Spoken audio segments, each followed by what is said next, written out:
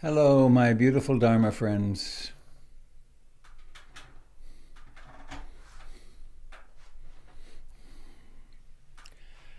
What a treat.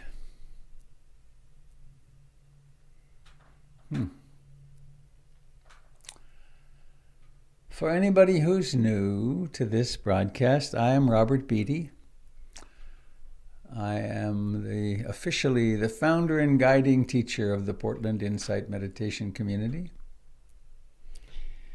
I'm coming to you at this moment from a beautiful little house that this community created for me in my backyard. I started in a tent for several months at the beginning of the COVID catastrophe. Today is, I looked it up, I think it's the 18th of October. Yes, 18th of October. 2020, the year of COVID.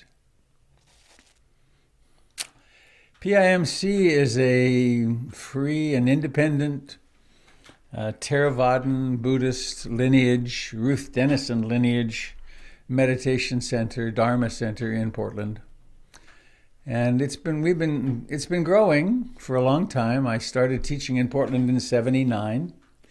Taught in 5 different locations, and then in 2000 we incorporated as PIMC, and then 4 years later we bought our beautiful building, which hopefully we can get back into before too many more months go by. Anyway, our purpose on Sunday mornings is to practice together, to be inspired, to bring our practice into the body with help of Jim Dalton. Jim, whom I'm not seeing right here on my first screen, which is unusual. Are you there, Jim? Oh, there you are. Okay.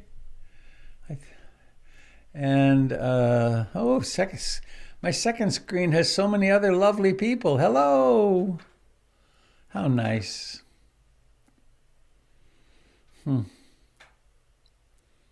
Wow. Perception and recognition is such an interesting and remarkable process, isn't it? Like the eye falls on the image of a person, and if one has history with that person, there's all these associations and conditionings. Quite remarkable. So today is, maybe as usual, a bit of an experiment. One of my daughter's friends, a fellow named Ben Euphrat, who's got some fine music that he created, helped me with the technology, and I'm actually broadcasting out of one computer today to Facebook and YouTube and Zoom. It's working pretty hard right now, 87%. But then as I got all set up to go this morning, I realized, oh no, the slides for dependent origination are on my other computer. So if somewhere on this set of screens, you'll see there's another Robert Beatty, and it's actually my other computer. And when it comes to the slides, I'm going to try to use that one. So I hope it works. We'll see. All will be well if it doesn't. So let us begin in a familiar way. Oh, a poem. I had a poem. I came across a lovely poem this morning. A lovely poem. It's by a Seattle poet, a fellow named David Wagoner, who I've never met. But it's our kind of poetry. You ready? Stand still. The trees ahead and the bushes behind you are not lost. Wherever you are is called here, and you must treat it as a powerful stranger, must ask permission to know it and be known. I'm going to pause and press record. Okay, from the top. Stand still. The trees ahead and bushes beside you are not lost. Wherever you are is called here, and you must treat it as a powerful stranger, must ask permission to know it and be known. The forest breathes. Listen. It answers, I have made this place around you. If you leave it, you may come back again, saying, here. No two trees are the same to raven. No two branches are the same to wren. If what a bush or tree does is lost on you, you are surely lost. Stand still. The forest knows where you are. You must let it find you. Is that not gorgeous? Stand still. The trees ahead and bushes beside you are not lost. Wherever you are is called here, and you must treat it as a powerful stranger, must ask permission to know it and be known. The forest breathes.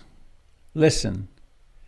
It answers, I have made this place around you. If you leave it, you may come back again, saying, here. No two trees are the same to raven. No two branches are the same to wren. If what a tree or a bush does is lost on you, you are surely lost. Stand still. The forest knows where you are. You must let it find you. Wow. Stand still. The forest knows where you are. You must let it find you. That is cool, I think. All right. The ritual of a song, of a chant, of a reminder.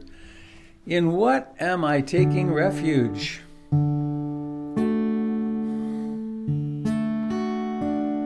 The world, our culture says, I take refuge in Costco. I take refuge in a military budget that is more than the rest of the world combined. I'm going to create safety. I take refuge in vacations, children, relationship, music. 2,600 years ago, the Buddha said, not such a good idea. I take refuge in being awake, in the Buddha, and being the Buddha. I take refuge in the Dharma, and the way of the Buddha, and what we discover when we actually stop and let the forest find us. And I take refuge in the Sangha, the community of practice, and the community of all life. What if we really felt that we are the crows in the trees, the whales in the ocean, our great family? I take refuge in the Buddha, the one who shows me the way in this life. Namo Buddhaya, Namo Buddhaya, Namo Buddhaya. I take refuge in the Dharma, the way of understanding and love. Namo Dharmaya, Namo Dharmaya, Namo Dharmaya.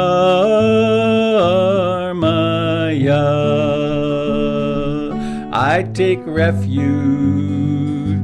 in the Sangha, the community of mindful harmony. Namo Sanghaya,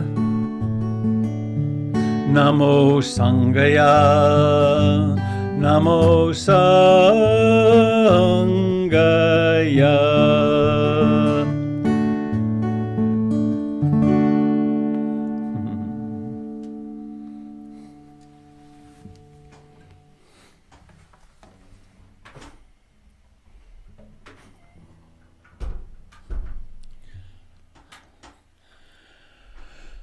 A little less than a year ago, I had a small stroke.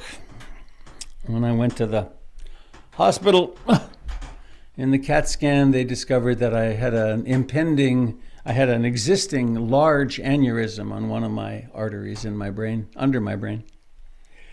And so they did a pretty massive surgery. They cut across here to here. They pulled all this down. They made a hole in my forehead here, included my eyebrow, 3 inches in diameter, and then two incredible human beings, my doctor and his assistant, sat at microscopes and dissected their way in for 3 hours till they found the aneurysm, and then they put a clip on it.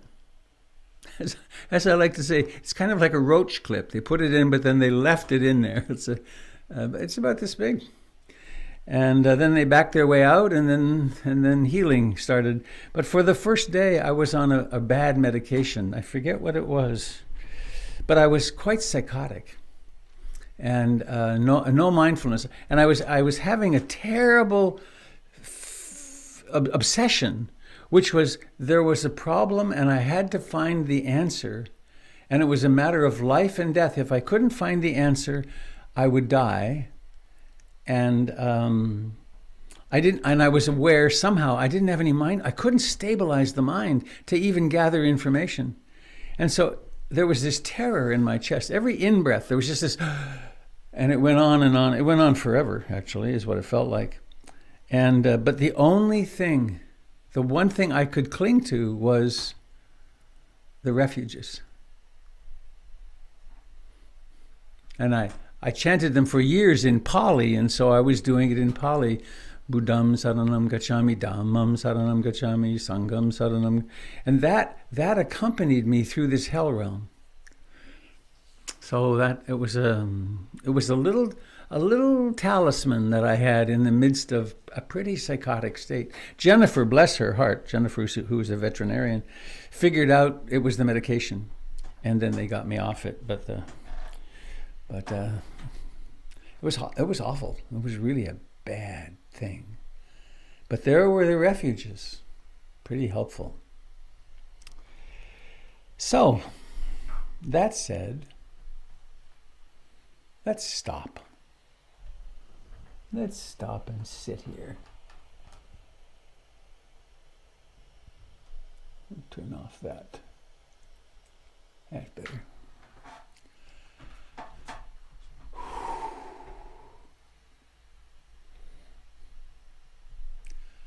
Let us notice the body sitting.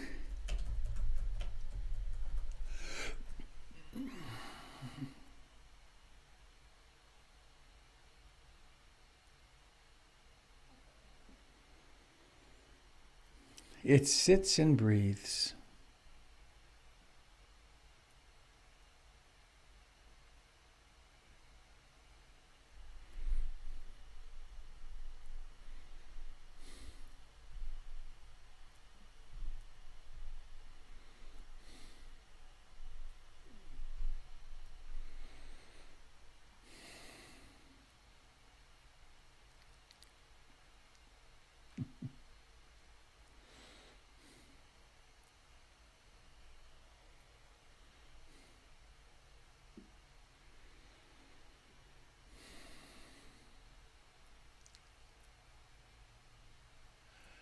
We take the breath, of course, for granted because it's been doing its thing ever since our first breath.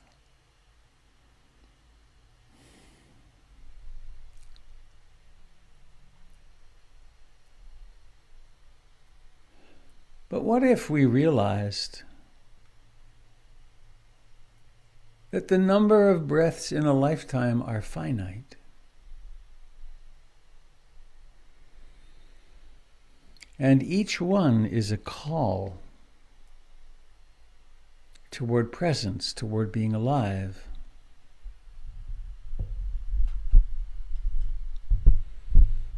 There will come a final breath. And between here and there,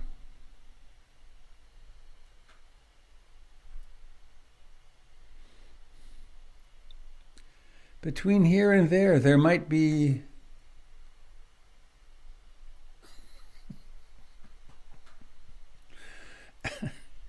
there might be 5 breaths, or there might be 5,000 or 50,000 or 5 million. Each one is worth attending to.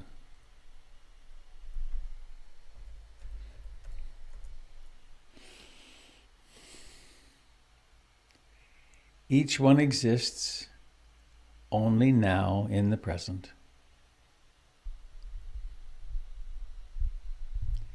And is therefore, or we can use it as a beacon.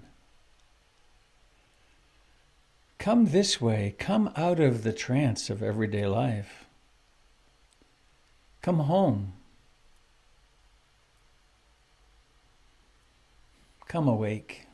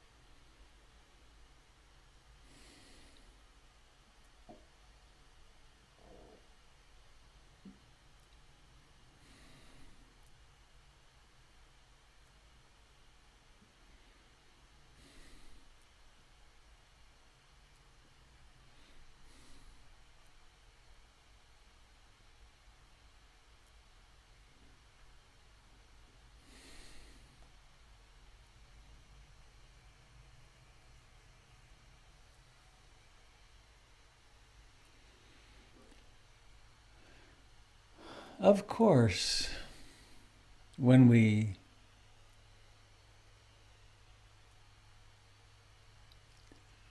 pay attention, we discover that the mind has many of its own agendas and itineraries.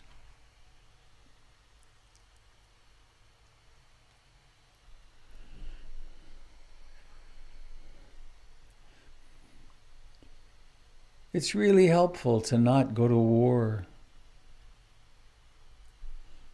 with these itineraries.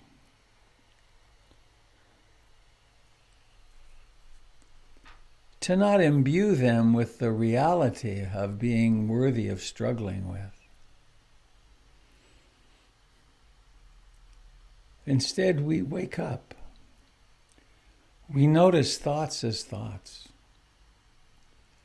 We notice desire as desire, aversion and disliking and hating as what they are. Restlessness, agitation, and worry is just that. Sloth and torpor, dullness, falling asleep is just that. Doubt, conflicting beliefs, they're just that. There's nothing substantial to them. So we wake up and come back to breathing.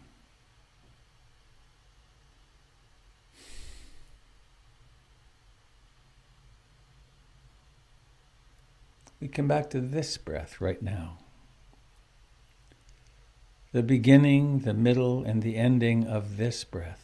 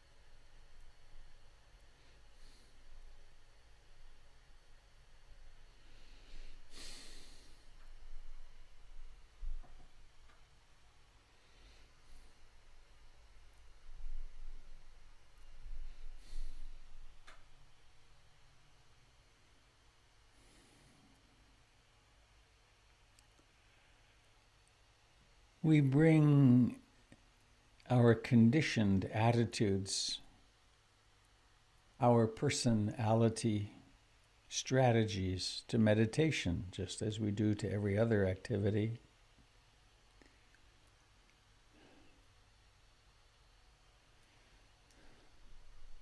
So there might be some, perhaps even frantic grasping after, I had this great meditation yesterday, I want this to be the same.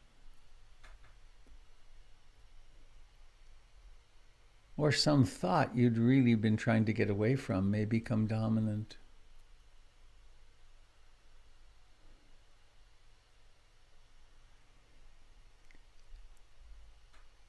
And so we can remind ourselves, I aspire to love and accept myself and whatever experience arises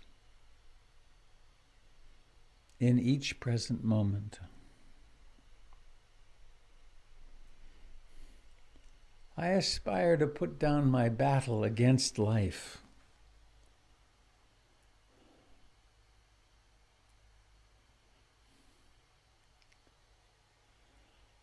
And when I'm hurting, no matter how I'm hurting, which could be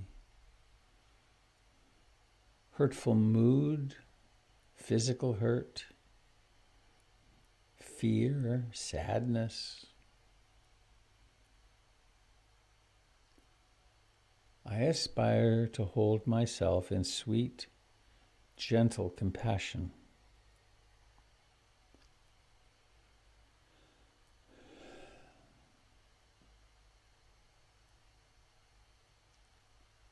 Compassion, the willingness to be present with suffering without having to try to make it better or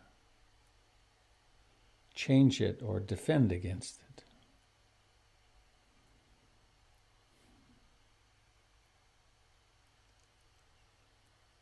And all this within the context of mindfulness of in-breathing and out-breathing, where we pay attention to the actual sensations in the body.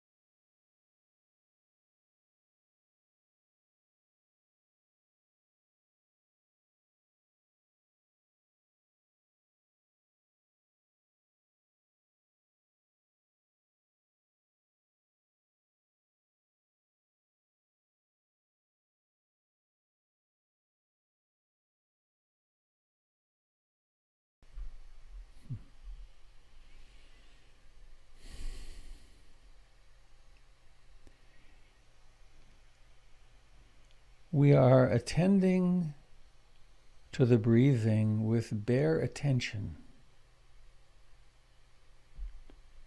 which means there's no interpretation.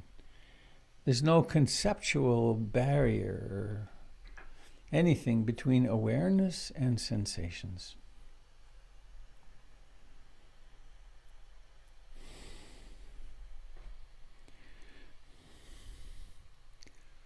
We're not describing or creating visual images. There's just the allowing of breathing to occur.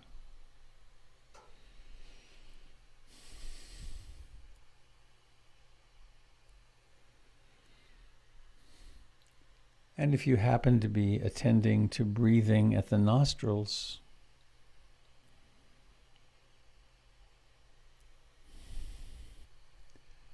nothing at all fancy, just simple.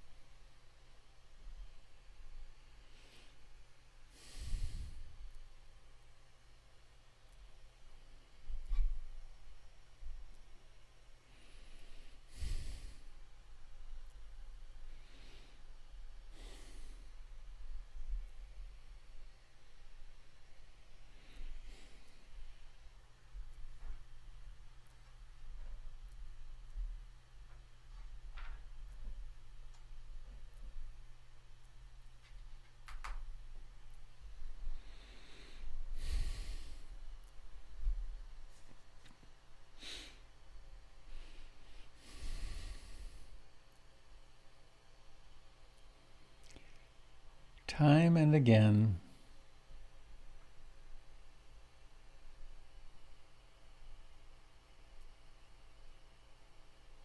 we come home to this moment.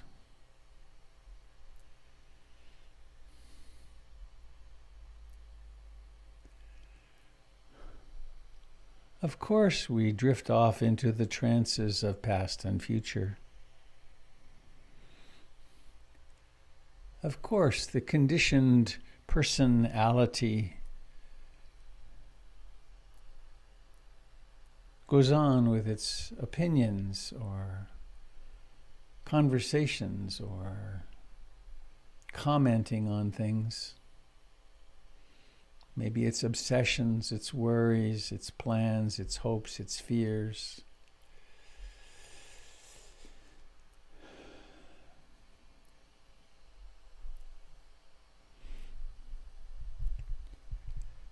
It's one of the reasons we take refuge in being awake, in the Buddha.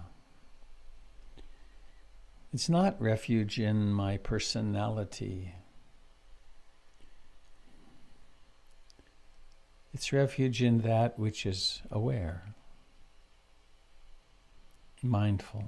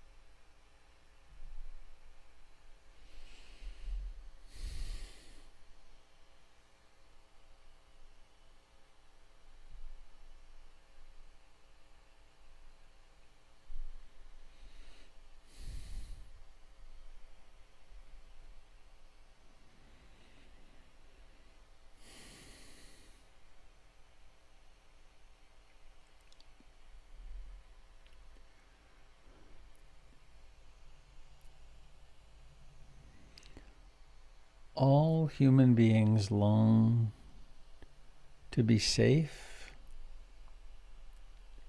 to be loved and to be loving, to be held in compassion.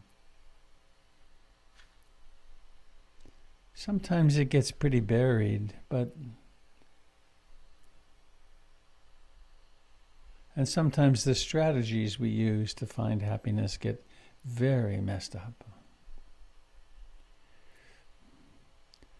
But find that place in yourself that longs to be at ease, that longs to be happy, content.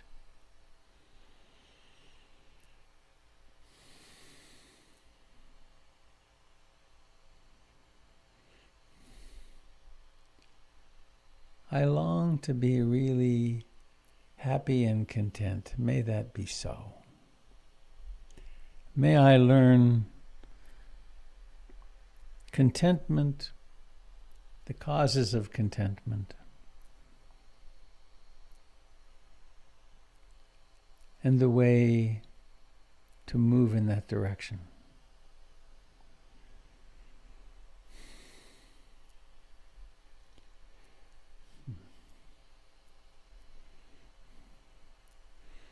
And please bring to mind a loved one it's easy to love. They want the same thing. We all want the same thing. Imagine this loved one truly content, happy, at ease, facing the vicissitudes of life bravely, pleasure, pain, gain, loss, hope, hopeless, healthy, sick.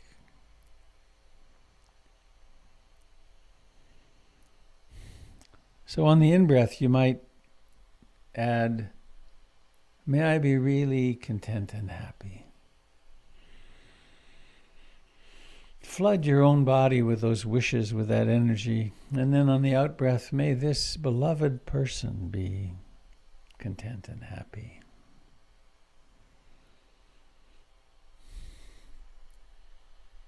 And we could spend a few days or weeks or months on this one dialectic between self and the beloved.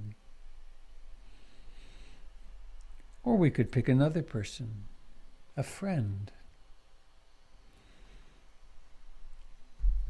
Pick a friend and wish them well. Imagine them with a slight smile on their face and maybe not even understanding, here it is, Sunday morning, and I'm so content. All those plans to rush around working today, I think maybe I don't have to.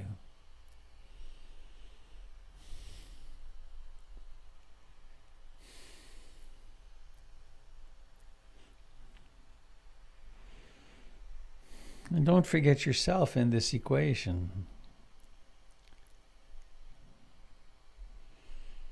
And now breathing in and thinking of some neutral person, some person you don't.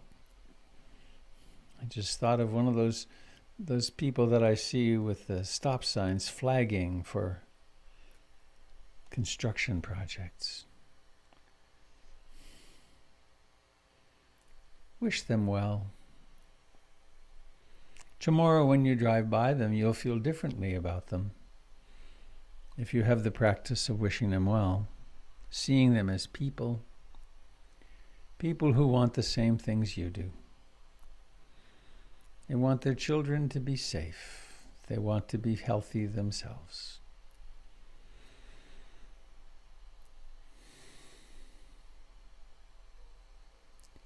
And we could do this for an hour or a week or months. But for now, let's move on to a person you don't like, a person there's conflict with. Maybe a person you have very strong feelings about. See their humanity.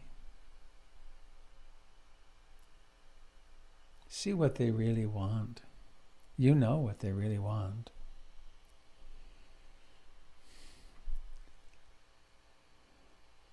Sometimes it's the desperation for happiness that makes people act in heinous or certainly unkind ways. So with the heart of the Buddha and Kuan Yin, wish yourself well on the in-breath,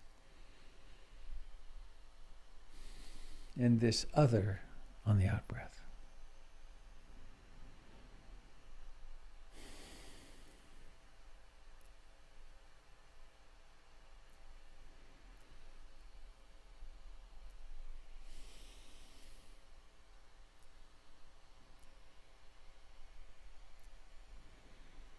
And now let us rest back, lie back in the arms of love. And we wish for ourselves on the in-breath, may I be deeply happy and content. And then on the out-breath, all beings. It's a big number, billions, hundreds of billions. But we rest in the arms of Kuan Yin, the arms of the Buddha.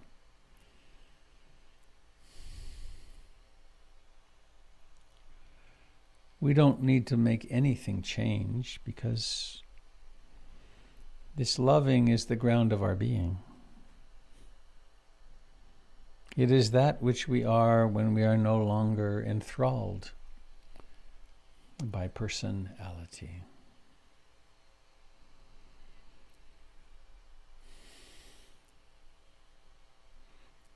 Please now drop into your body, into the feet and the legs.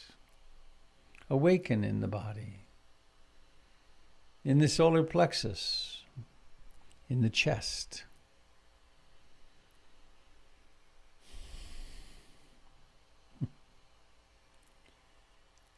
In the hands and forearms and shoulders, in the neck, in the jaw and lips, tongue, cheeks and eyes, forehead. A cloud of life held in awareness, received in awareness. And please let us now come to the eyes.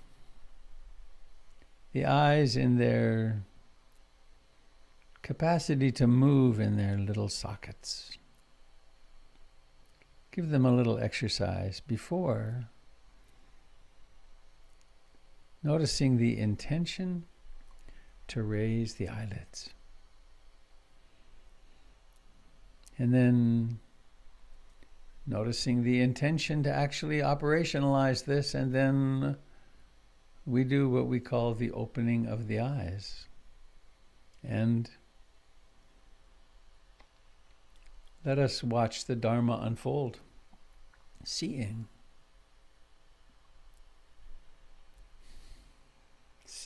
Oh.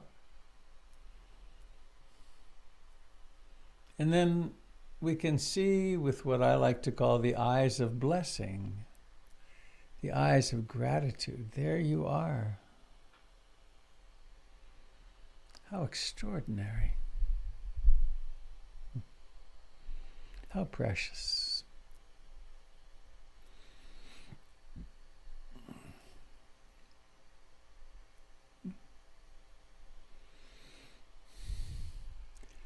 I had a couple of very sweet hours with my grandsons on Friday morning. It was nice. I helped get them in the car, in their dad's car, and got in my car, and then my son opened the door and said, "Landon has to hug you again." So he got him out of his seat, and Landon came and hugged me. And then, of course, Roland had to be hugged. And then they drove away.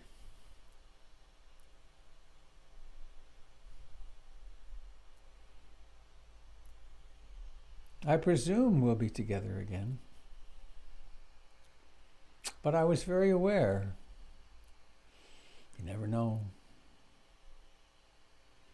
It's always just this meeting. And so it really makes sense it behooves us. Funny word, isn't it? Behooves us. It behooves us to actually notice that we're here.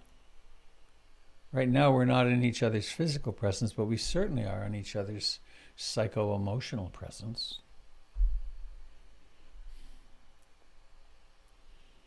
And I just delight in looking from I got my big screen up here. You're no longer postage stamps. You're the size of 4 postage stamps.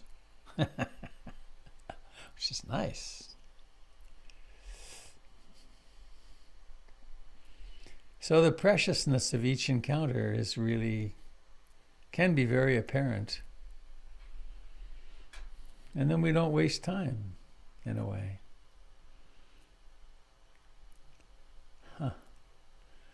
I just spotted Frank.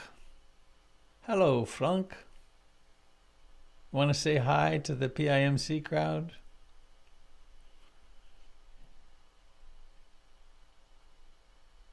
Oh, I'm not hearing you.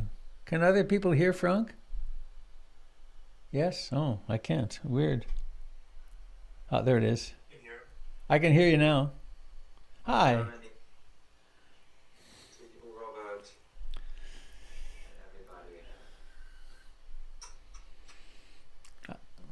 and everybody. I hope COVID goes away so you can come and visit us soon. I hope so too. Thanks, Frank. Well, I have an announcement or two, very simple. Candle Summers is teaching tomorrow, Sunday night. No, tonight. Today is Sunday, duh. Disoriented as today. And you can find the link to that on the PIMC website. And next weekend, it's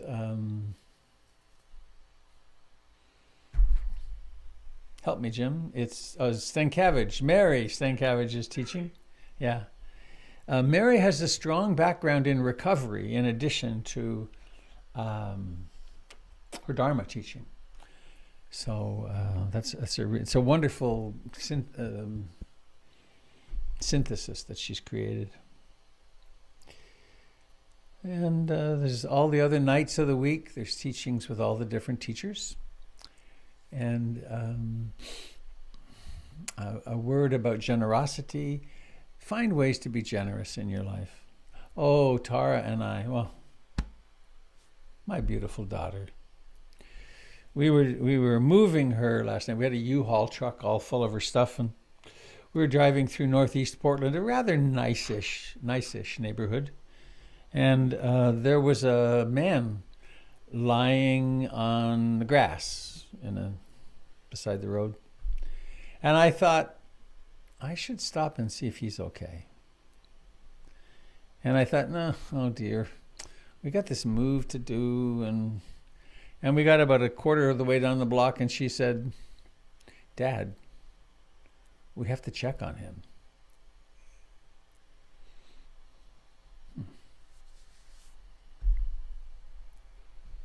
So we went back. His name is Brandon. He was somebody's little boy once. And he had bruises on his face. He had a bad lesion on his forehead. And when I asked him what it was from, he said, sun. He got a terrible sunburn that had created this. I don't know how that would happen, but he had socks, but no shoes.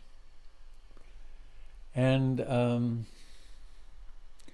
Tara went back to the truck and cleaned out her wallet and got a really beautiful fluffy blanket. One of those, they're made out of plastic. Anyway, there's nice thick blankets. And we sat and talked with him for about 15 minutes, and schizophrenic. And one of the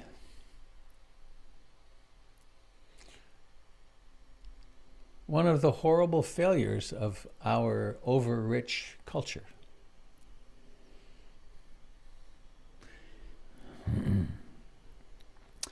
One of my friends, a psychiatrist, his name was Bob Bagwell, passed away about 15, maybe 20 years ago now.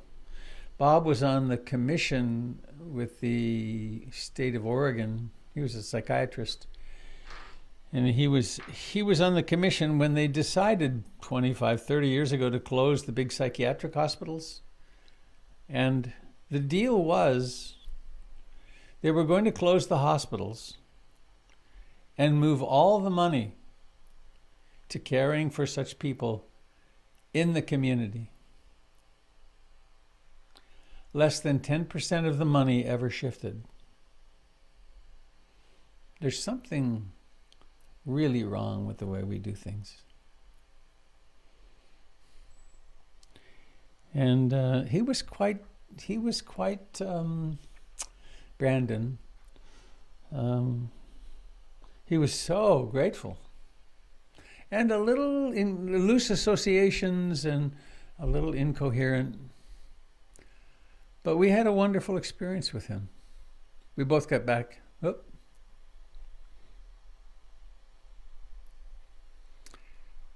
We got back in the truck and sobbed for a while.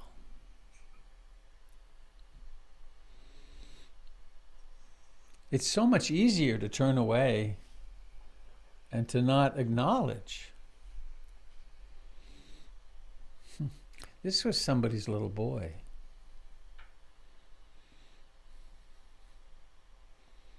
Quite remarkable.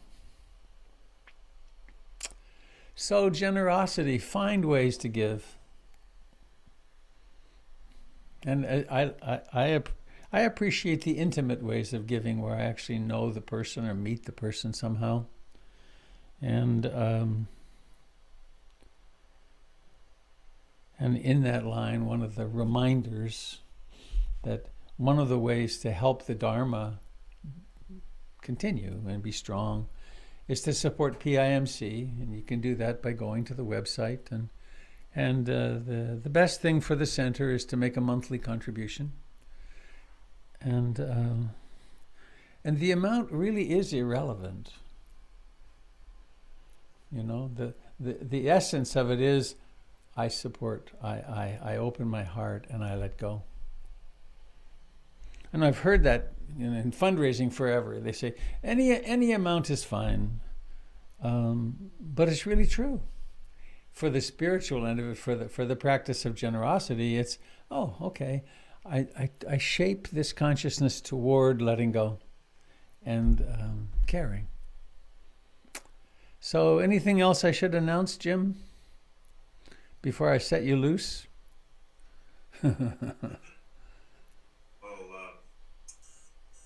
Kate's new to the schedule. This is the first month or so. That's on Friday nights. And Doyle's on another date, another time of day. So he gets missed sometimes, but he's on every Friday at 11:30. So. And now on Zoom at 11:30 as well. Right. Yeah. Okay, will you take over and do some mindful movement, please, Jim? All right, I will do that. So join me if you wish. I will spotlight you. Oops. You keep moving. Spotlight. There you are. All right. So we're upright and balanced. The body seems to know how to balance. Unless we have some injuries to certain neurological systems. There's this system going on all the time. It knows we are. Let's incline towards our left side and see what the body does to maintain balance with the right heel off the floor. And then shift slowly back to the other side and watch all rearrangements of engaged muscles to hold yourself upright and balanced out with just the right leg engaged and the left heel off the floor. And then rise up on your toes and just hold for a second. Up on the toes, both heels off the floor. And it might help to move your hands around and notice how the weight of your arms and hands can be used as leverage to keep you up, and then slowly come down. When you come down, you can feel the soles of your feet in touch with the floor all the way across from the heels down to the ends of the toes. Just shift a little bit so the toes have to work a little, and then shift a little bit so the heels feel more engaged. But notice how the body responds to that, the whole body. There's sensations in the legs, shoulders, the arms. It's a system of balance, right? So let's just lift one arm up in front of us, kind of push away and pull in. Just stay with the feeling of reaching, the feeling of drawing in. As you finish the reach, turn the wrist and feel the wrist and then draw it in. Reaching, turning, pulling in. And then the other side.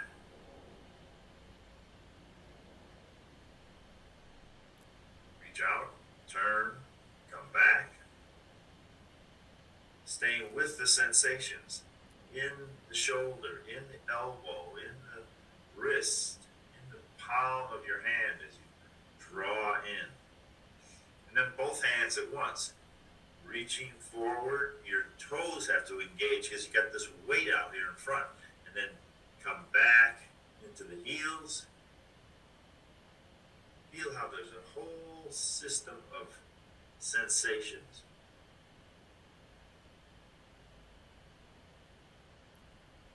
Pressing, turning, drawing in. And then dropping the arms. We'll do it to the side. Open to the side, up to shoulder height, and then release down. Simple awareness, sensation in the chest, the armpits, and the shoulders and arms, just moving out to the side, aware of each cloud of sensation, these little bursts of energy.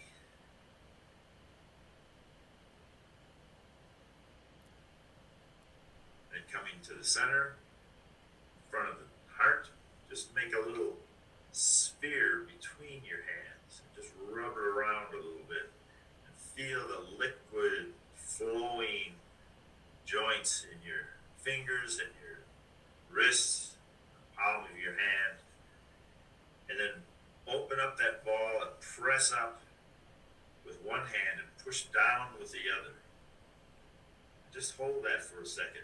Feel the stretch along the rib cage on one side and feel the stretch downward on the other. It's a different kind of stretch. There's an openness and there's a compression on the other side, and then switch. Come through the heart area and then move away. One hand reaching up towards the sky, the other towards the earth. And so the sensations in the rib cage are very different, left to right. One side's open, the other side's compressed somewhat. Switch again. Look away from the upper hand. Feel the stretch in your neck. And then look forward as the hands come to the center. And look away from the upper hand. Feel the stretch in your neck.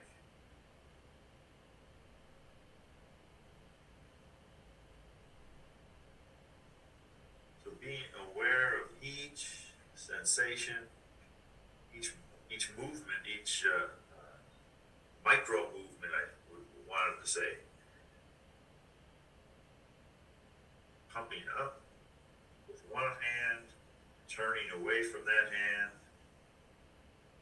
releasing all sorts of sensations in the neck, in the spine, all the way down into the pelvic girdle, in order to get your arm all the way up. There's leverage going all the way down into the base of the spine.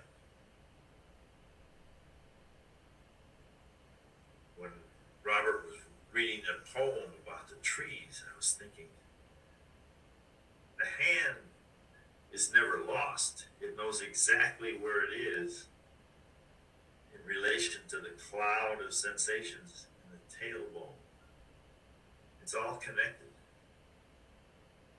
The elbow knows where it is. It's never lost. It's right here, connected to the forearm, to the wrist, to the hand. All right, relax the arms, Maybe open the palms to the sky as if you're holding two platters. Just open to the experience of standing, the experience of breathing, open-handed, receiving sensations as they fire off all through the body.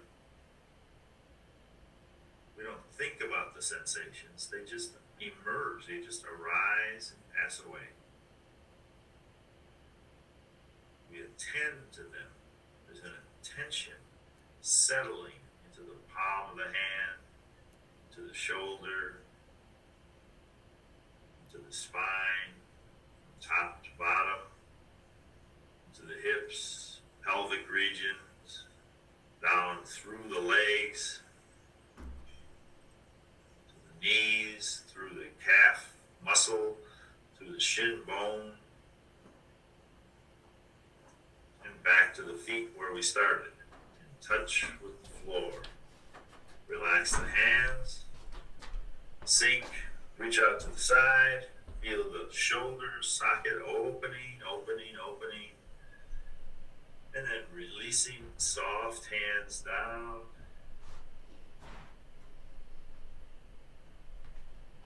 Aware of the lifting again.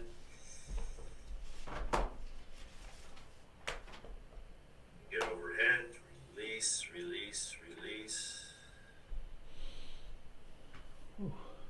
Symphony of sensations. Opening to the side, reaching up, and like a leaf coming off the tree, drifting down. One more time. The hand never gets lost. It always knows how to connect the elbow, the shoulder, and the spine. We're all together, gratefully standing and breathing and enjoying our connection to each other. Have a good week. See you next Sunday. Or maybe I'll see you tomorrow. Take care.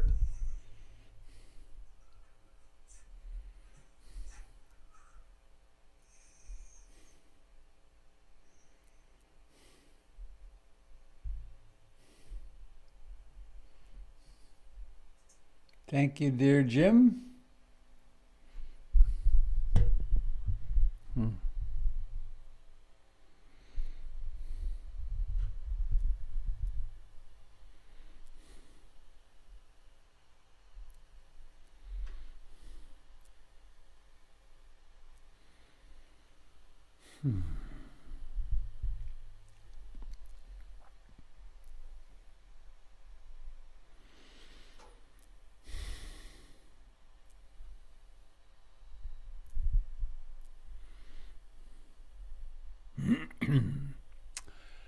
Well,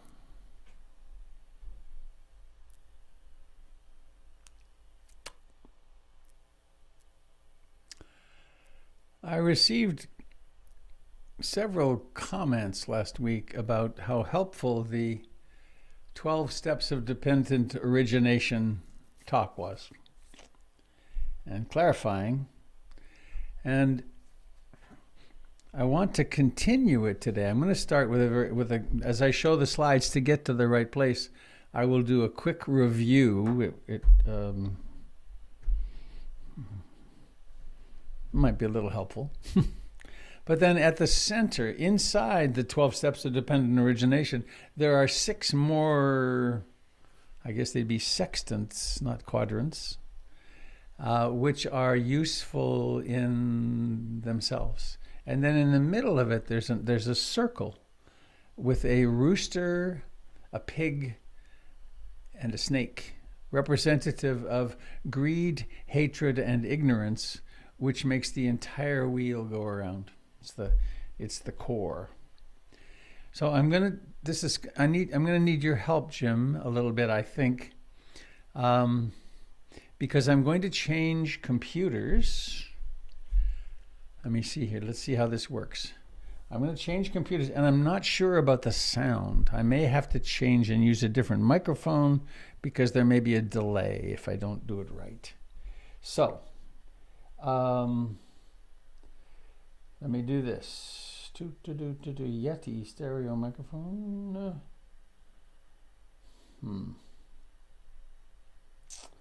Please bear with me. Okay, so go out of here, get out of here. This is really on the very edge of my capacity to follow all the pieces. There's that. There's this. Okay. So, I'm going to share this. Boom. Have you got dependent origination, Jim? Yes, sir. Okay. Now, how? I'm going to change the slide now and say Paticca Samuppada. Does that seem somewhat synchronized? And now it's the large drawing. Yeah, you're getting an immediate response. Oh, okay. I'm not going to change anything then. Great. So this is actually a piece of cloth which exists in my office at PIMC on the wall, which I purchased in Kathmandu a couple of decades ago. And what I'm about to show you are the pictures. And I'm sorry to those of you on Facebook and YouTube. I, as yet, don't know how to get this picture in there, but I think I may have had I may know how. It may be possible. However, for today, I can't. So join us on Zoom. You can get to Zoom easily. Go to robertbeatty.com and you can get the link there. So, we have here Yama, the Lord of Death. And boom. To his left is Avalokiteshvara, the founding deity, archetypal figure of Tibetan Buddhism, that's all I can do. I did that last time and I could get buried in the details. Over on the right side is Buddha Shakyamuni, the Buddha of our time, which is the Buddha that we refer to commonly. And then here we have Yama, the Lord of Death. And he's the guy that's holding this whole mass of birth and death and suffering and coming into being and going out of being in his grasp. And then we have here at the top of the 12 steps of dependent origination, we have ignorance, a blind person with a cane. And the way that these links of causality are spoken of is because of this first one, because this exists, then the next one exists. They cause each other. Oops. Because of ignorance, because we become enamored of being a separate identity, a separate self, we do things. We act karmically. And this is a woman making pots. It looks in my particular painting that she's making Tibetan muumuus. So there's a little confusion there. But all right. And there's Yama's fingers coming around the edge. Right. I can go back. Yeah.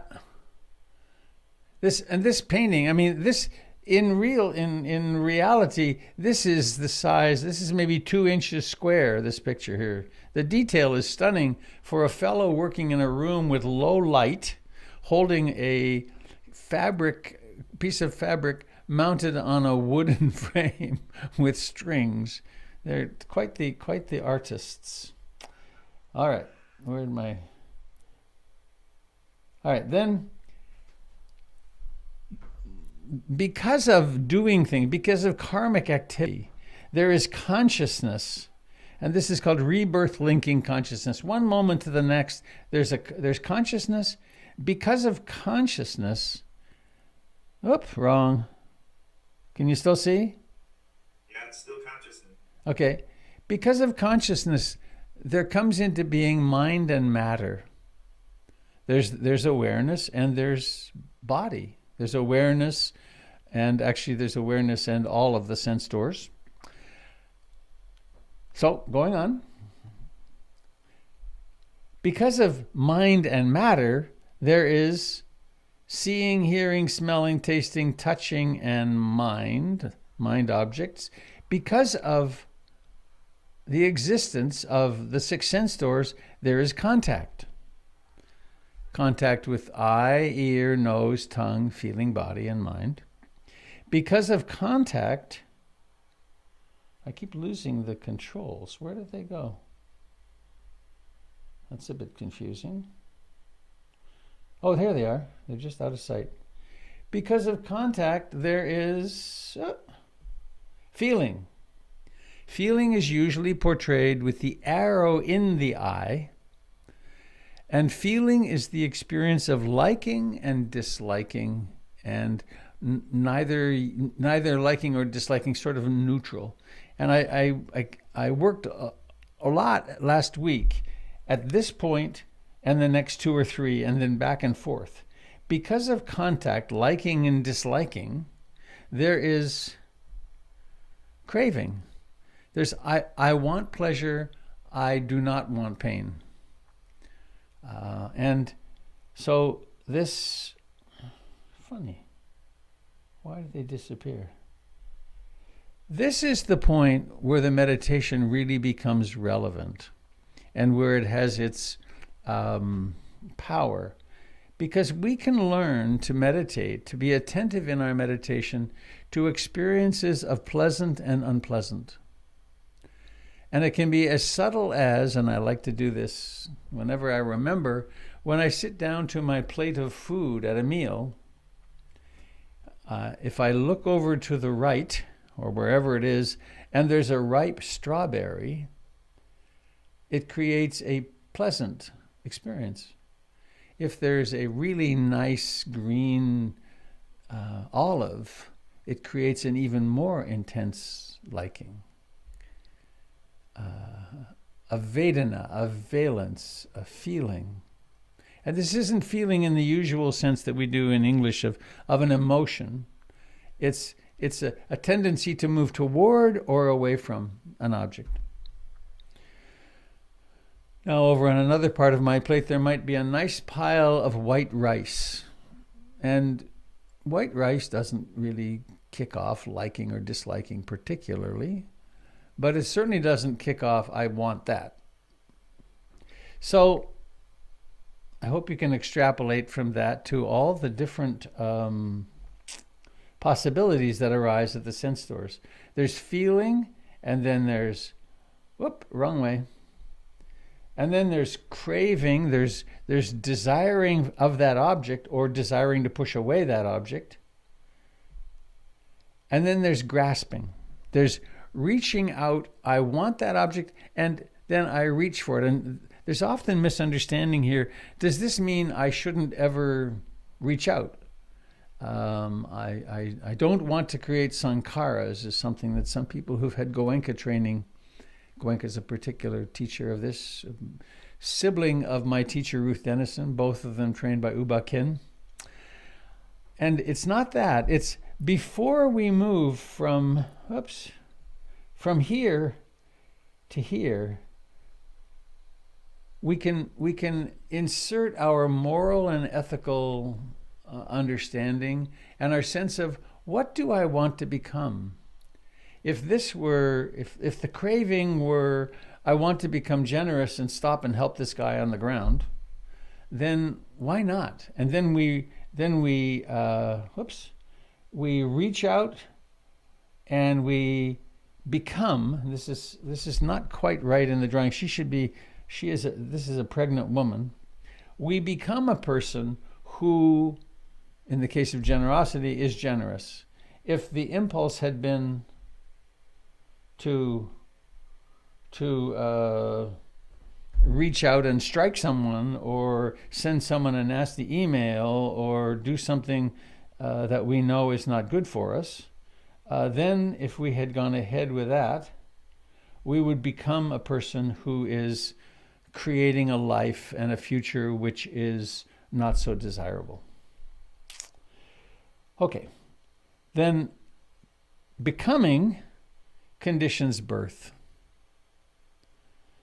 And we are born as a person with particular tendencies. It's important to move beyond the concrete. It's not just about birth as a baby, it's birth as a person who is thoughtful or kind or generous or compassionate, or continuing birth as a person who is thoughtless and uncaring. Because of birth, aren't these hands amazing? It's great. Because of birth, conditioned by birth, is sickness, old age, lamentation, death, and despair.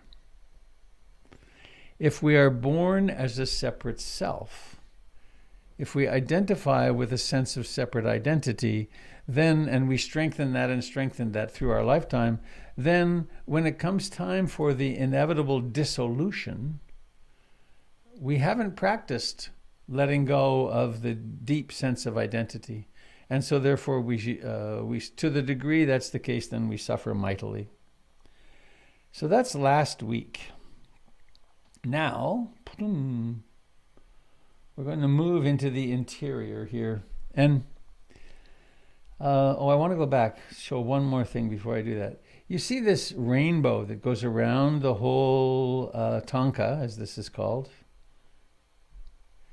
Usually, these Buddha images here are small, and historically, these are small, and there's a rainbow that goes into them. Now, where'd my cursor go?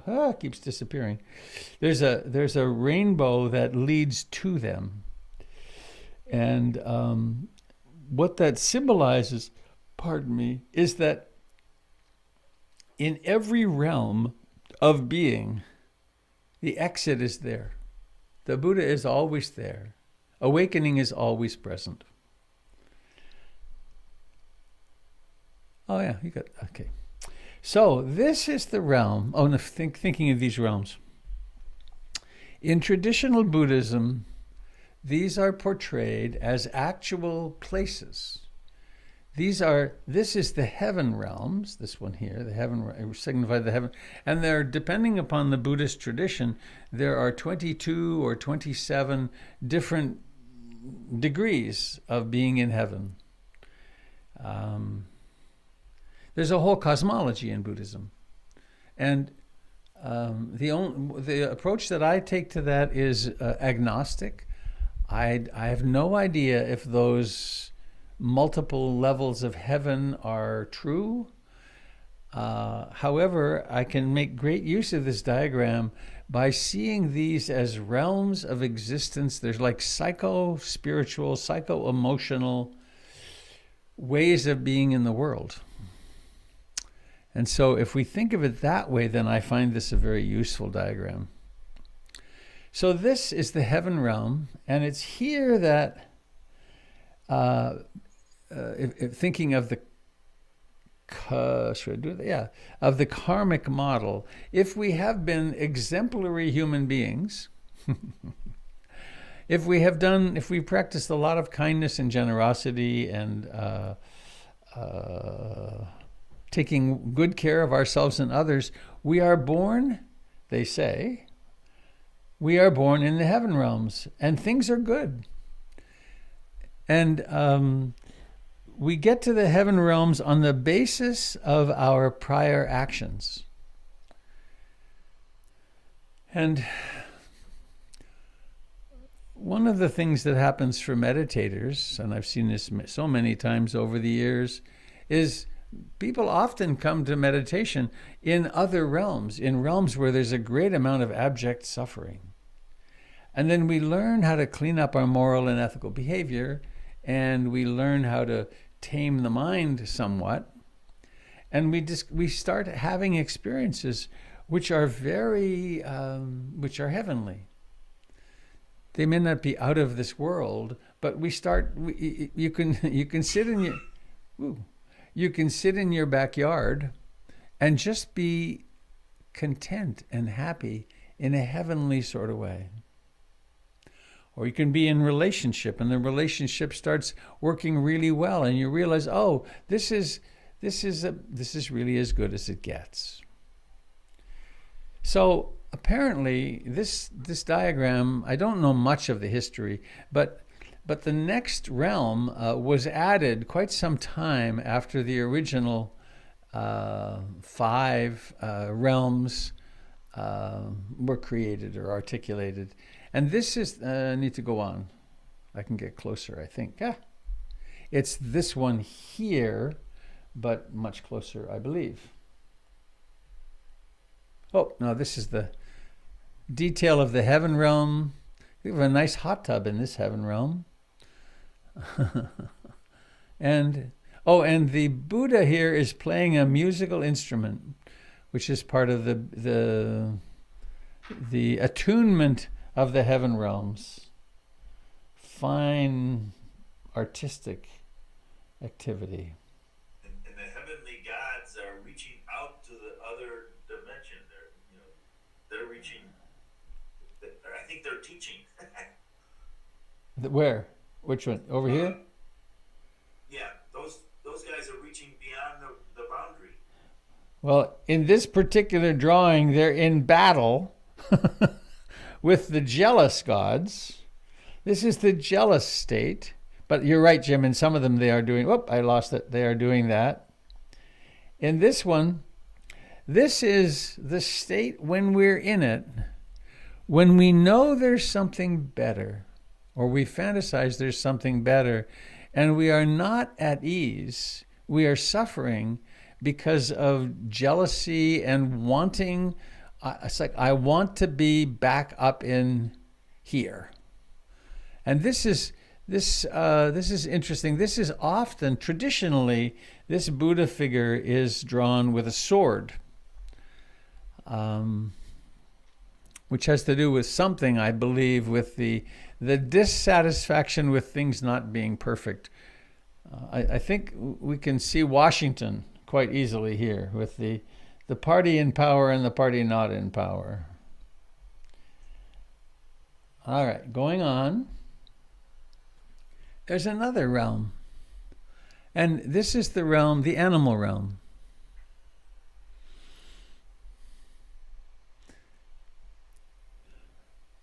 And it's the realm of instinct and the realm of the understanding is, and I get in hot water with this almost whenever I talk about it.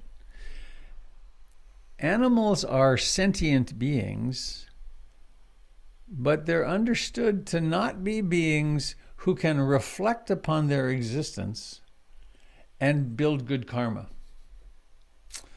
And the story I always tell when I'm talking about this is my dog Budo, who's a wonderful dog. He's become so loving, and he was a wild creature when he was young. He was on Prozac for 12 years, I guess. And when I moved in with Jennifer, one of her friends travels around the world teaching animal behavior as a veterinarian. She watched for about 3 minutes and said, either that dog gets on medication or you have to get rid of it because he's going to bite the kids. And so he went on Prozac and did very well with it. And then a couple of years ago, I decided he didn't need it anymore. Anyway, I've done a ritual with him many, many times that when he's leaving the back door at PIMC out into the garden, I've literally sat down and talked with him about the bad karma of chasing the squirrels, because I know if he catches a squirrel, he will kill it. He is not playing. And I tell him about that, but still, every time I open the door, he flashes. He is going to get that squirrel. He can't learn. He can't change his behavior through intention and mindfulness because he doesn't have it. So this is a realm where not a lot of progress is made. The notion is you can be born in the animal realm again and again and again and again and again, because it's very difficult to intervene on your own activity. And something I learned in my preparation for today was that there's the wild animals and then there's domestic animals. And the Buddha is here. I don't know I think he's teaching here is the notion. All right. And then going down to here. This is, wrong. I'm on the wrong screen. How silly. Here we go. Boom. Then we have the hell realms, and the hell realm is very reminiscent of the Dante's Inferno and traditional hell realms, where you're being boiled in oil and your limbs sawed off and rivers of blood and so on. And one can take this as a concrete phenomenon, that one could be reborn in hell, but I think we all know hell. We know hell when our emotions are out of control, and when maybe we've been betrayed or betrayed someone, and we're terribly sick, and the suffering is almost unbearable. So one of the ways that I find that this is helpful is that we can we can use these images as metaphors for the states into which we fall, and then which we have an opportunity of waking up in. If we know what's happening, we stand a chance of recognizing, whoa, this is a hell realm. Right now, I'm in hell. How shall I act? How shall I act when I'm in this much pain? I would say that the day on when I'd had my brain surgery, and that first day on that terrible medication that I had such a bad response to, I would say that was a hell realm. And all I could do was tread water, just barely survive it. Then there's another interesting realm, which is this one, which is known as the realm of the ghosts, the realm of the hungry ghosts. You can see here, there's a person with a little tiny neck and a big belly, and he doesn't have the big mouth that's usually there. And this is the hungry ghost, the part of us, the addict, which never can get enough. And whenever I talk about this, I remember Robert Bly saying at one of the men's conferences I went to that there should be a sign over every entrance to every mall that says you can never, ever get enough of what you don't really want. That we don't get full through consumption. There's another part of the Buddhist lore, which is that ghosts don't get to leave where they were when they died. And so, actually, there's an interesting story with that. Achan Liam, I think was his name. The monk who took over from Achan Cha at Wat Bapong, a very big, prestigious monastery in eastern Thailand, that he shared with us when he was there, when he visited PIMC, that he said, everywhere I look in America, there are ghosts. He said, people are hanging on to their houses that they lost and their cars. And I have no idea, was he seeing something that I don't see, or was he speaking in a metaphor?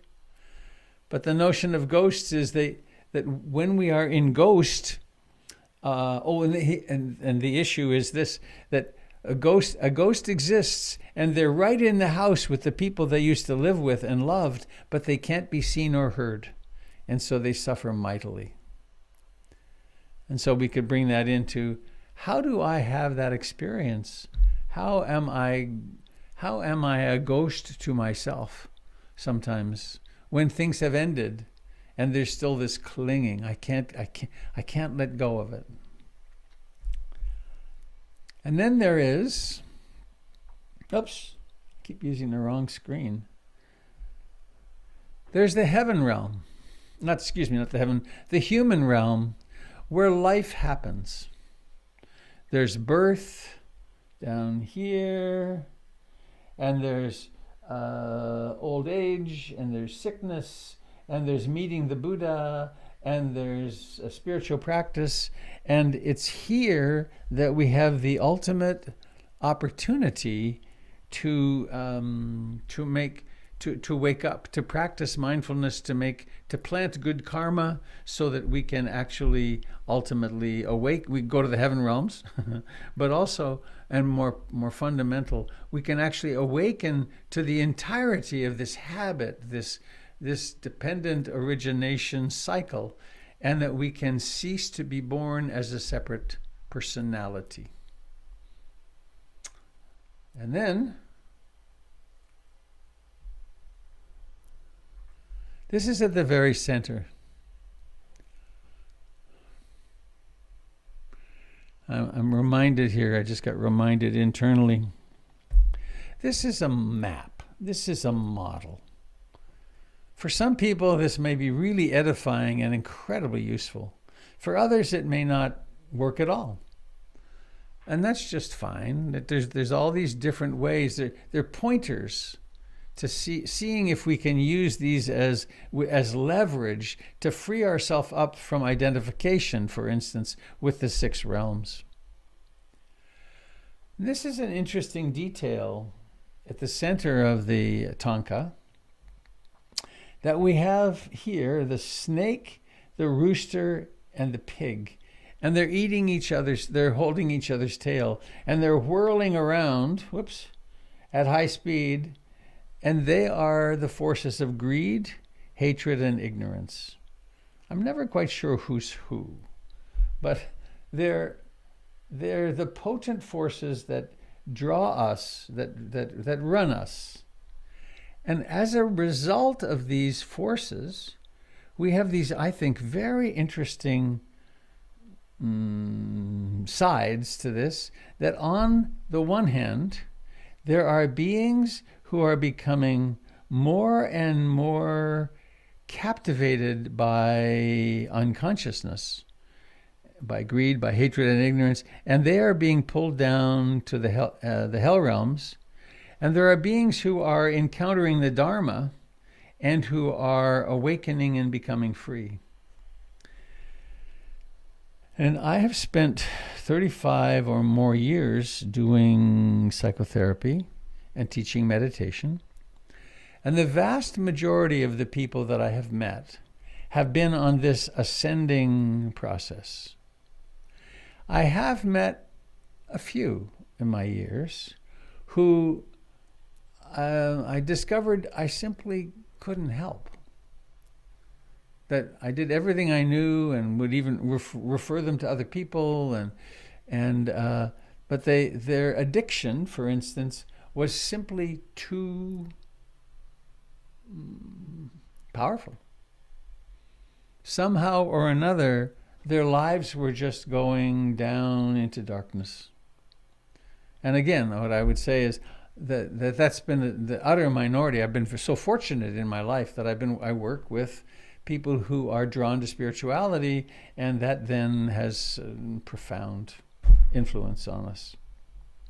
Now, this one thing that's missing here is that usually around this Buddha there would be a rainbow, and there would be a rainbow kind of squiggling its way to that, showing that these people are on their way on the path to awakening, and that, again, to remind us that each of these the 6, they each would have a Buddha image with a rainbow leading to it.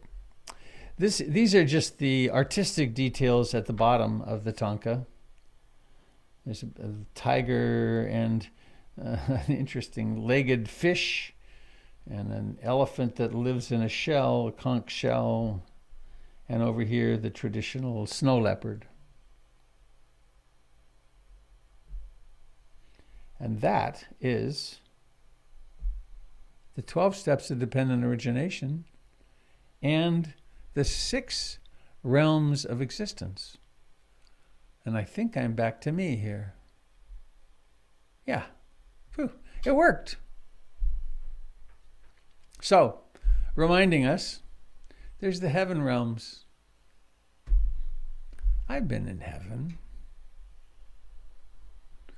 Jennifer and I had our honeymoon a long time ago now, it seems,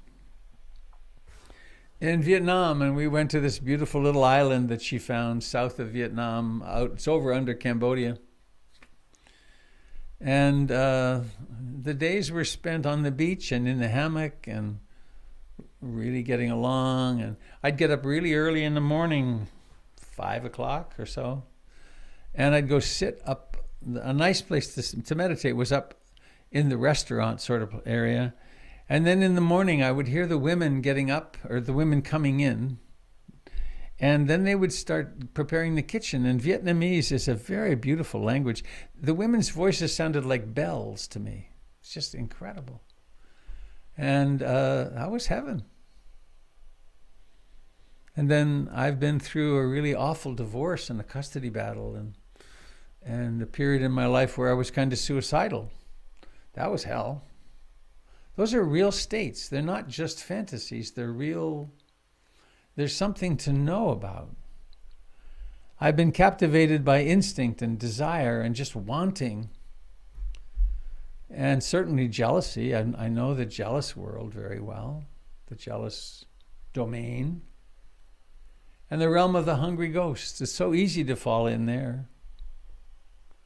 And then this human realm where we can actually cultivate skillful karmic strength.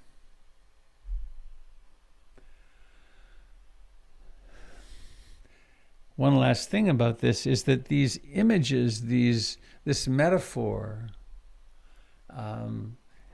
helps us to objectify and to think, therefore, to perceive what's happening without identifying with it. For instance, when you're jealous, to just and we can then be jealous without self-criticism. It's like, well, look at that. There's the jealous realm. Yeah. I'd like to be on that plane back to Vietnam. How come they're getting to go? So I think that's what I want to say about this, and I want to open up for your questions and comments. And I thank you for listening and for paying attention. If you wish to speak, ask a question, comment, please just unmute yourself. And I believe you'll be speaking to me as well as everybody else.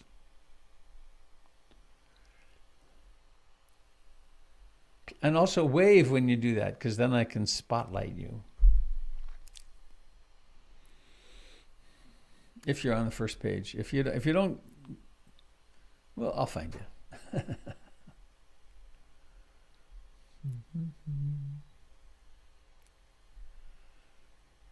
Hello, Margaret. Yeah, hi. Yeah, you did a wonderful job with that. I just want to emphasize that the causal chain that you fortunately spent time with, helping everyone to understand well. So many people have difficulty with the notion of karma. What is karma? What is karma? Well, to examine this chain helps us to tune right into the core of karmic, getting a better understanding. You're able to get a little bit of better understanding and a feeling, I think, for how do my actions really determine where I'm at. And I mean, down to the very minute, minuscule, fraction of the second, as well as the expansive from life to life. And it's just, the teachings are beautiful. And I think that's all I want to say. Thank you. Thank you, Margaret.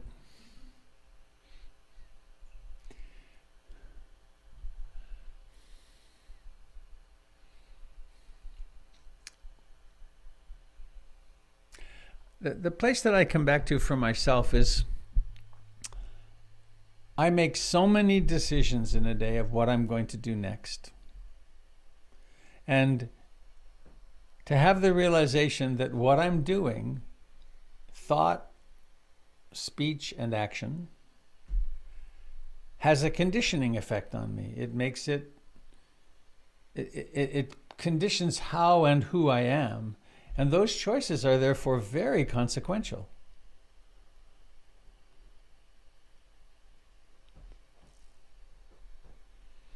I might draw your attention to, if you haven't read it yet, on my website, robertbeatty.com, there's a little place on, it's called Resources, I think. And there's a little article in there called Killing Ratty. And it's the story of having rats in my house and making the decision to kill them. And starting with one and then discovering there were a lot. And discovering how much more easily I could kill the seventh rat than the first rat. Because I had become a person who killed rats. The first one was hard.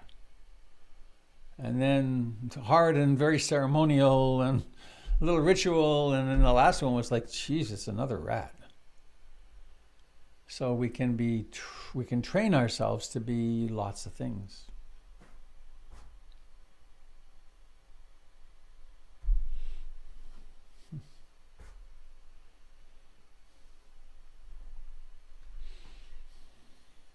Hey Robert, this is Vic.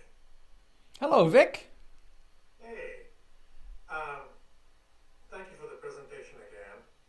And I guess my question was,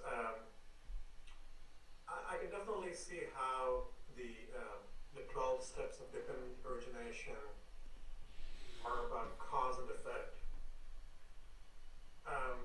But are the heaven of the realms, are they directly connected, or are they just mythology that's kind of woven in?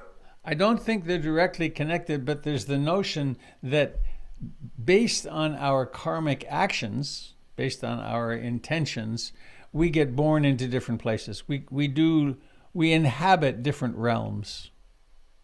Gotcha. And the realms, I think, it is a little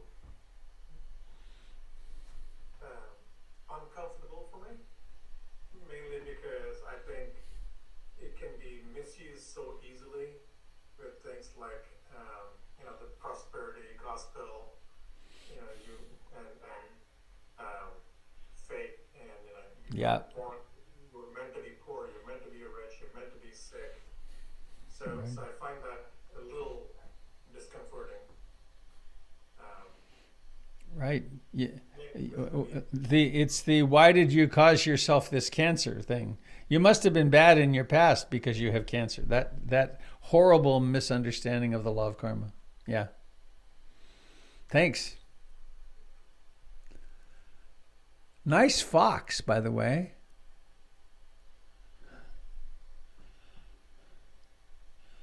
I would not want to be the mouse that fox is after. I think he looks very successful in this moment.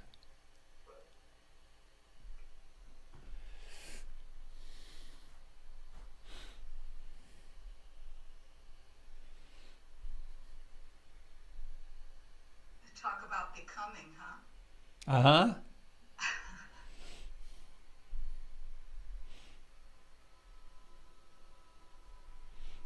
Hi, Robert. I hear a voice. Oh, there you are. It's Jai. Hi. Hi, me again.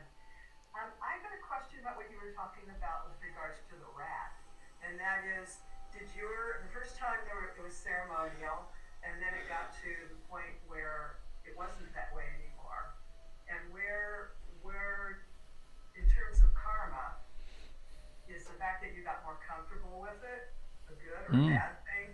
I didn't quite understand what you were saying about that. What I found very interesting about it was I was very reticent to kill the rat to begin with. I was going to live with the rats until one ran across my daughter's foot. And then I thought, well, this is not okay. So then I tried live traps, and then they didn't work. And then ultimately I got this little electronic box, which was the rat zapper. And amazingly enough, 3 AA batteries created enough electricity to give the rat a shock that would kill it. So at least it was, quote, humane. But it was quite some time before the first rat appeared. And it was hard for me. I took it out and put it on some newspaper and sat with this rat. And he or she looked exactly like, so much like the rodents that we had for the kids when they were little, the this and that's. And so I had remorse. And then I buried him carefully in the front yard. And then I observed that by the time it was the 7th rat, which was the last one, I had become much more fluid or more, in a way, callous, that it didn't disturb me as much. And so I had become a person who could kill rats with greater ease. And so the boundary against killing had been softened kind of remarkably for me. And of course, the military does that very effectively. They dehumanize people so that they lose track of our children. They lose track of the inherent resistance to killing human beings. And they override that. So I don't know if that's answering or addressing your question. Maybe would you ask further if there is something more? Yeah, is there like a score being kept? In some Oh. way? Because I hear you in the beginning, Mm-hmm. the idea of not killing is what I'm wanting to promote in my life, Mm-hmm. consciously, and then becoming comfortable with it because, there's no question, you want rats in your house. But as you became more comfortable with it, karmically, does that have an effect upon the outcome of where you're at when you die? I don't know about when I die, but I do know that it has changed me as a person to have the experiences that I had, and that I would then be more fluent or more, I can kill with greater ease. And so I am in the process becoming a person who is more fluent with killing. And that could have an influence on the rest of my life. So we could take a different example. An impulse to be generous arises, and we practice that moment of generosity. Then we're more likely to practice another moment of generosity, and that, through a lifetime, will transform our lives. We'll become a person who is radically generous if we are practicing it along the way. So both are true. We can become more callous, and we can become more beautiful in a way. And this is at that point in our lives where we begin to make conscious choices about what karmic intentions we're creating. Until we can be intentional, we're subject to our childhood conditioning and the culture we're in, and we're not very much in the driver's seat. But this is a model that says, well, the Buddha called karma the light of the world, because once we begin to become attentive to it, then we can really make we can move in the direction we would like to, even when the adversity of life is upon us, and we can choose. For instance, shall I respond to this angry email with anger, or shall I pause and respond to it with compassion? I become a different person in that, and will have a different direction in my life. Is that making sense? When I come across, lately there have been some spiders showing up in my bathroom. So I've got a little technique where I have a little piece of cardboard, it's got a glass, slide it under it, and I put it outside. Mm-hmm. That feels like a good thing to do. Mm-hmm. I like doing that a lot more when it's easy. I can reach them. I mean, I look at all the aspects of it. It's a little easier. The other day I had just getting ready to get in the shower, and I don't have clothes on. I'm getting in, and there is a spider that I felt like it needed to be gotten, but I really couldn't quite reach it. And then that was my technique. And I wanted to take a shower, and I was just able to reach it, and I made the choice that I was going to kill it. And I reached it with a piece of Kleenex, and I grabbed it, and I put it in the toilet, and I apologized. And I thought, what kind of games are these in a way? Mm-hmm. I didn't feel good about it. I took a life, but it was a choice I made. So, Mm-hmm. Is the not feeling good about it or the awareness of that? I'm not quite sure what I'm asking. This mind is following you, and there's, like there's mindfulness and concentration and tranquility. There's these mental factors. There's two that are called the great protectors, Hiri and Otopa. I remember my teacher Manindra, he used to go, Hiri Otopa. He said it thousands of times. That Hiri is called moral shame. And in that view, that in the moment of flushing that spider down the toilet, you experienced moral shame. It's like, ugh. And these are seen as very wholesome states, because the next time you have the opportunity to save or kill a spider, Ottappa will come up, which is called moral dread. And it's, I don't want to feel that crappy feeling I felt when I flushed that spider away again. So it then leads us to not pursue the action. We're inoculated. It's the proper use of shame, actually. We're inoculated against these, quote, unskillful acts. And so, it's a great example, because you're then, because of your sensitivity from all these years of practice and caring and so on, you're not, as Ruth says, Dalink, you can no longer get away with yourself. You can't just say, oh, it's just a spider, whack, forget it. You may still choose to do it, but you'll realize, yes, I am choosing to do this.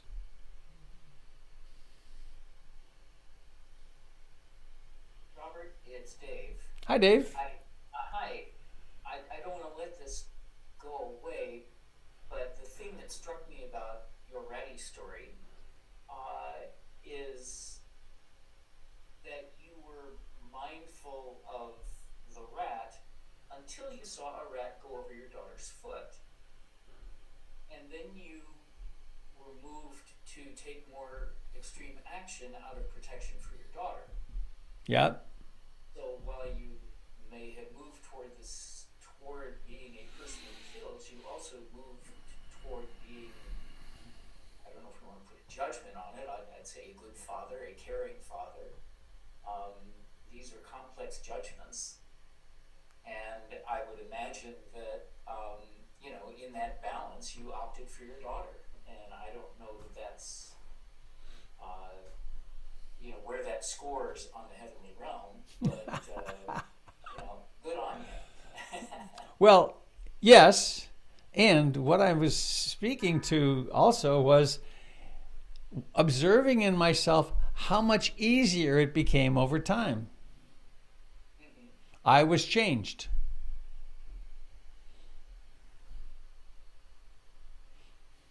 Robert, it's Karen. Hi, Karen. Hi, Robert. Yeah, I have a question about karma. You had mentioned that some people that get cancer feel like they caused it by something in their karma or something they did. I have a friend who thinks that, and I've been trying to explain to her why that's not so, but I don't actually have a good basis for my statement. Maybe you can explain that. In the West, we have a completely inaccurate view of karma. Hang on here. Can you see me now? No. Yes, I can see you. You can? All right. You just disappeared. Wait a minute. Oh, hang on, here I'm gonna spotlight myself here. I'm not quite sure how to spotlight. Oh, there I am. Hi. So there's a cat and the two of you. All right. We think of karma as in a way similar to sin, and that your friend has cancer because she sinned in some way. She caused this to herself, and we even use the wrong word. The word karma is intentional action. However, the consequences, the sequelae of karma are actually called vipaka. So if you plant an oak seed, an acorn, and you get an oak tree, the oak tree is the vipaka of the karma of planting an acorn. And the way that karma, the model of karma is helpful is to realize the causality in life is infinitely complex. The Buddha talked about national karma. There's geologic, there's genetic karma. There's all these strains, all these incredibly complex phenomena that are occurring, and they include our human intentions. The way that it's a helpful model is that when something good or bad happens, but like thinking of your friend with cancer, she actually has cancer. And it arose from an infinite number of causes. Maybe she was around some plutonium. Maybe her diet had some horrid something in it that we don't, that who knows? Or maybe her genetic coding, maybe her family is prone to cancer. And so something mutated and then she has cancer.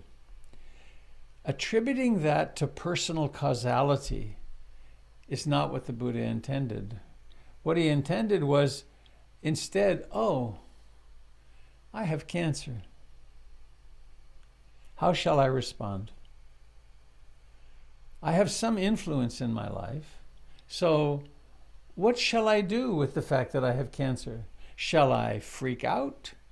I have choices, often difficult choices on treatment. I have responses how how shall I respond to this circumstance? There's just something came on the chat that said Robert's book has a great explanation of this. Let me introduce you to a fine book on mindfulness meditation, Mindfulness for a Happy Life. You can get it on robertbeatty.com. So I don't know how well you know her and so on, but for to understand that causality is so infinitely complex. However, I'm in this circumstance right at this moment. It probably makes sense that if I could understand the infinite flows of karma, it might make sense to me. But whatever the case, here I am. I'm in this circumstance, and I have some capacity to choose my response. What will my response be? Because I know that my response will condition who I am after the response and tomorrow and the next day.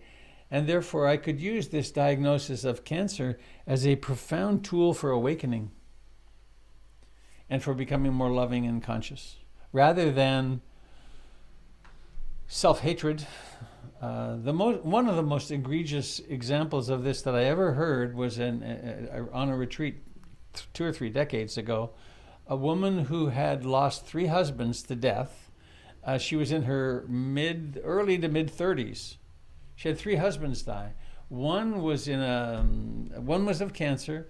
One was in an auto accident, and the other was a kind of freaky float plane accident. And she had several well-meaning people ask her why she kept choosing men who would die young. That's insane.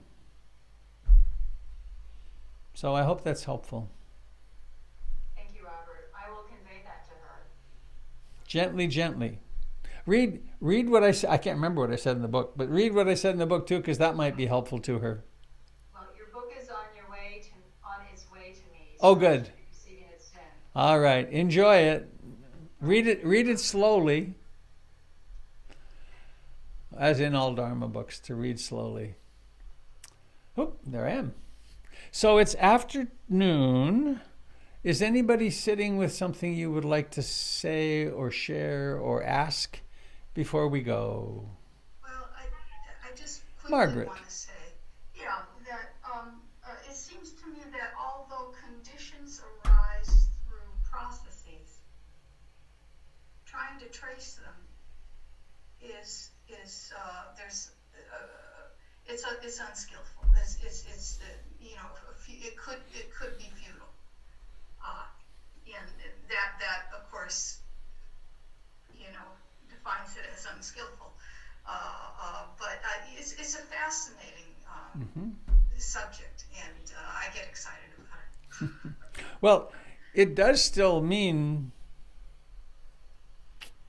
Oh, sometimes we can trace it. yeah, But, right. But You did not look left and right and the bus hit you. Maybe it would be good to practice looking left and right. exactly. Yeah. Hi, Robert. It's Trina. Hi, Trina. Hi. I I have a question to your story about the rat. And so, as you were saying about how upon killing the seventh rat, it became like easier and there wasn't a ritual behind it. So when we are in that place where we get habitually comfortable with doing something unwholesome, what is the way that you would go about repentance? Ah, wow, what a good question. How would one resensitize oneself, I guess?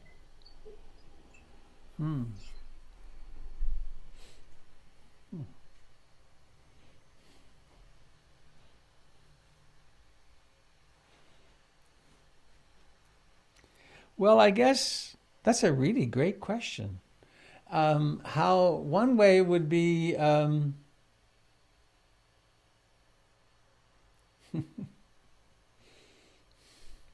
to reflect upon it in the way that I do, which is to notice, oh, I'm becoming more callous about this, and do it. That's a kind of a cognitive approach. Another way, I guess, would be to if one had to do it again, would be intentionally to spend some time with the dead rat and to see the effects of one's actions. I'm thinking, I just had a little wave of sadness, and I thought, things like this happen in our relationships with like an intimate relationship, that we can get a little callous about some things, and then if we will pause and remember and then listen a little more fully to our partner's issue, or how is my doing this affecting this other person? I think we can do course corrections like that too. And maybe also just listening to the feedback of the world, and maybe soliciting the feedback of the world, that how does my doing this affect you? What do you think of those as ideas?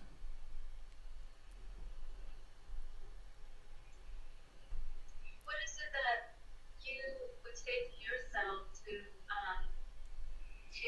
cut off or abandon, the pattern or the habitual, thinking that comes from the action? I think the more aware I am of my unskillful behaviors and their impact on myself and others, the more the hiri and ottappa thing starts happening, and then I can intervene. The impulse arises, I'm going to do that again, but it's like, no, I don't think, I really don't want to do that, so I'm going to restrain myself. It's how is it that we restrain our addictions and compulsions? It's through becoming more and more aware of them and the price. Okay, so I hear you saying like the impact that it has on us, and really being and feeling the impact that it has on us, being present to that, Yes. and on the other person. Yes. So there's built in it's that I aspire when I'm hurting, no matter how I'm hurting, I aspire to hold myself in sweet compassion. Is bringing compassion to the sequelae of our actions. It's like, whoa, I did that and it felt good in the moment, but right now, 5 minutes later, it does not feel good. And so we bring more and more awareness into it. It's a great question. Thank you. Thank you. We are actually driving from Chicago to Portland, so about 200 miles. I'm moving to Portland, so we're driving right now. How nice. With the son initially, same city. Well, Just a car full of stuff. My whole life in a little car. Where are you right now? We're Just outside of Des Moines. Des Moines. Do you know what that means? No. It means the monks in French, les moines. It was named by the coureurs de bois, the runners of the runners of the woods who came out to get beaver pelts. Yeah, Des Moines. It's not Des Moines. It's les moines.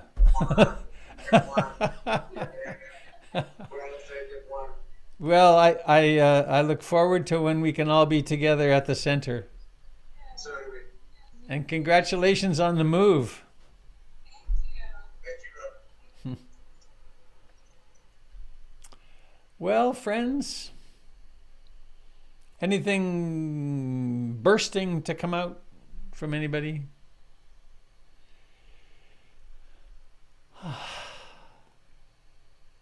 That was fun talking to you in the car. What a trip. Aren't we lucky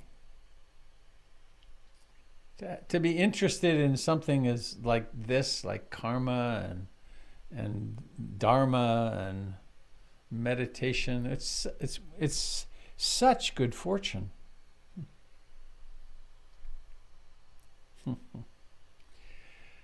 Well, thanks for joining us, Frank,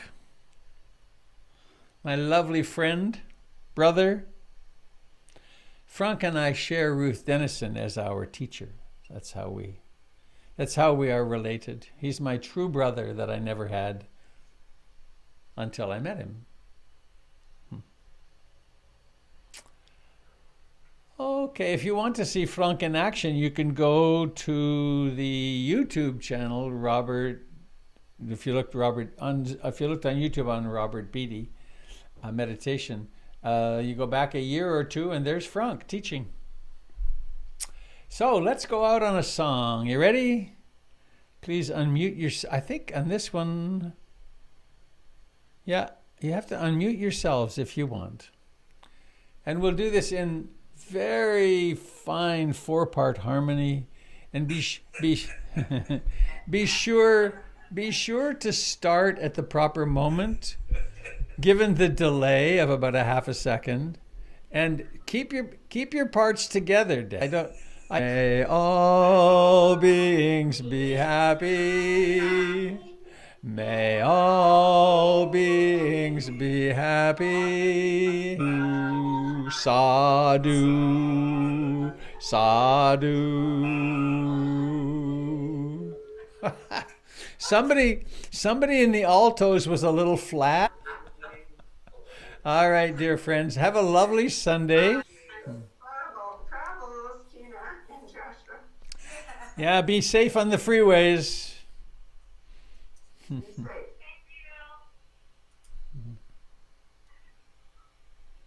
Thank you. Goodbye. Oh, bye, everybody. Bye, kids.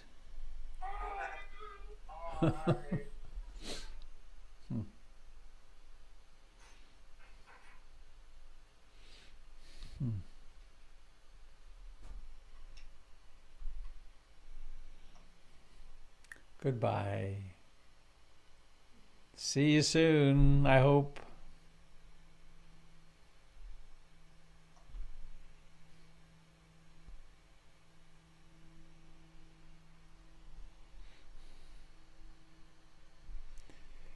Goodbye, dear friends on Facebook and YouTube.